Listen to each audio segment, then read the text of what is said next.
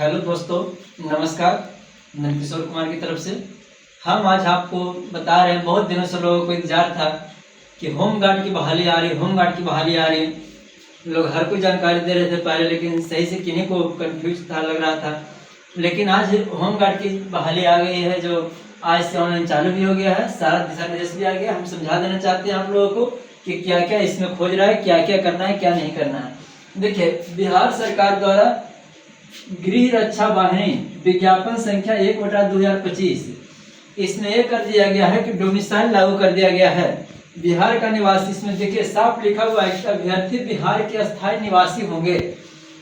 इतना ही नहीं, जिस जिला में आप अप्लाई कर रहे हैं उस जिला के निवासी होना चाहिए।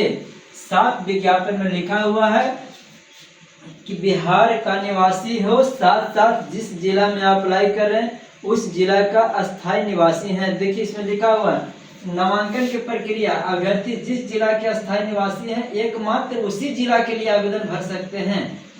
यदि कोई अभ्यर्थी एक से अधिक जिला से आवेदन पत्र भरते हैं तो ऐसे स्थिति में उनके सभी आवेदन रद्द कर दिए जाएंगे। यानी साफ निर्देश है कि आपका जिला का डोमिसाइल होना जरूरी है।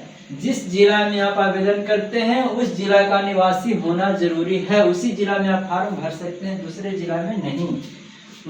उसके लिए क्या खोला, तो कहता है शैक्षणिक योग्यता इंटर पास होना जरूरी है। इंटरमीडिएट जो किए हैं वही भर सकते हैं। 1/1/2025 तक उनको इंटर उत्तीर्ण होना जरूरी है। अगर इंटर नहीं किए हुए हैं तो वे फॉर्म नहीं भर सकते हैं। इसके बाद क्या है, तो कहता है कि इसके में उम्र की, कहता है उम्र कितना होना चाहिए, तो बताया गया है कि अभ्यर्थी का न्यूनतम उम्र 19 वर्ष एवं अधिकतम 40 वर्ष होना चाहिए। कम से कम 19 वर्ष 1/1/2025 को होना चाहिए, अधिकतम 40 वर्ष है, वे भर सकते हैं गृह रक्षा वाहिनी का फॉर्म। कहते हैं कि इसके लिए ऊंचाई पुरुष को 5 फीट 4 इंच यानी 162.56 सेंटीमीटर है, और महिला को 1.53 है जो ऊंचाई होना चाहिए। सीना पुरुष को 31 इंच होना चाहिए यानी 79 सेंटीमीटर। कहते हैं 27 मार्च 2025 से लेकर के 16 अप्रैल 2025 तक फॉर्म भरने का डेट आ गया। आप समझ रहे हैं ना। कहते हैं कि इसका फी है जो 200 रुपया में जनरल कैटेगरी का है और ओबीसी वाले का है, और एससी का 100 रुपया है जो परीक्षा फीस, एग्जाम फीस के रूप में है जो लगेगा फॉर्म भरने में। कहते हैं कि इसमें आपका कोई रिटर्न नहीं है, नो रिटर्न, सिर्फ फिजिकल। जो फिजिकल जिनका सही है वो इनका नौकरी इसमें पक्की है। कोई रिटर्न देने की आवश्यकता नहीं है, इसमें कोई रिटर्न नहीं लिया जा रहा। आपको करना क्या है, दौड़ पास कर जाना है। दौड़ में कोई नंबर निर्धारित नहीं किया गया है। इसके बाद आपको फिजिकल है, दौड़ निकालिएगा, उसके बाद सीना नापा जाएगा, लंबाई नापा जाएगा। दौड़ से पहले आपके सब कुछ नहीं नापा जा रहा है, दौड़ के बाद लंबाई नापा जाएगा, सीना नापा जाएगा। उसमें नहीं हो पाते हैं तो आप असफल घोषित हो जाएंगे।